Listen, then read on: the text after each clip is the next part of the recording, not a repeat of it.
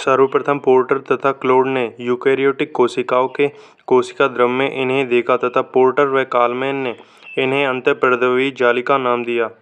ये विभिन्न आकृति व परिमाप की दोहरी झिल्ली युक्त संरचनाएं हैं जो केंद्रक कला से लेकर प्लाज्मा कला तक फैली रहती हैं। अंतःपर्दवीय जालिका प्रमुख रूप से दो प्रकार की होती हैं। पहला कणिका में एंडोप्लाज्मिक रेटिकुलम जिसे RER के नाम से जाना जाता है तथा दूसरी अकणिका में एंडोप्लाज्मिक रेटिकुलम जिसे SER के नाम से जाना जाता है। RER इस प्रकार की एंडोप्लाज्मिक रेटिकुलम के ऊपर राइबोसोम पाए जाते हैं अतः ये खुरदरी प्रकार की होती है तथा ये प्रोटीन संश्लेषण से संबंधित होती है और ये सिस्टर्नी द्वारा निर्मित होती है। दूसरा SER इस प्रकार की अंतःपर्दवीय जालिका की सतह चिकनी होती है अर्थात इनके ऊपर राइबोसोम के कण नहीं पाए जाते तथा ये वसा या स्टेरॉयड के संश्लेषण से संबंधित होती है। ये अधिकांशतः नलिकाकार संरचनाओं से मिलकर बनी होती है। एंडोप्लाज्मिक रेटिकुलम की संरचना। अंतःपर्दवीय जालिका का निर्माण निम्न तीन प्रकार की संरचनाओं से मिलकर होता है। पहला सिस्टर्नी, दूसरा पुटिकाएँ व तीसरा नलिकाएँ।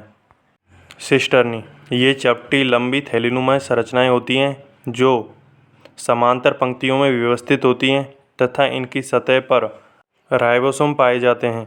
दूसरा पुटिकाएँ ये गोलाकार या अंडाकार संरचनाएं होती हैं। ये प्रोटीन संश्लेषण से संबंधित कोशिकाओं में अधिक मिलती हैं।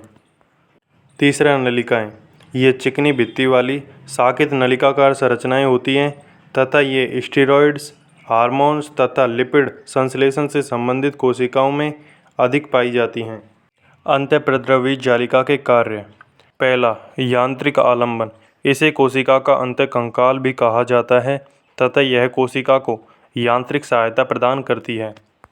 दूसरा परिवहन तंत्र। यह विभिन्न कोशिकीय उत्पादों को संबंधित कोशिकांगों तक पहुंचाने का कार्य करती हैं। तीसरा विभिन्न पदार्थों का संश्लेषण। एंडोप्लाज्मिक रेटिकुलम प्रोटीन संश्लेषण, ग्लूकोज तथा ग्लाइकोज संश्लेषण, वसा संश्लेषण, ATP संश्लेषण, स्टेरॉइड्स, हार्मोन आदि के संश्लेषण में सहायता प्रदान करती हैं। यह केंद्रक झिल्ली के निर्माण में सहायक होती है।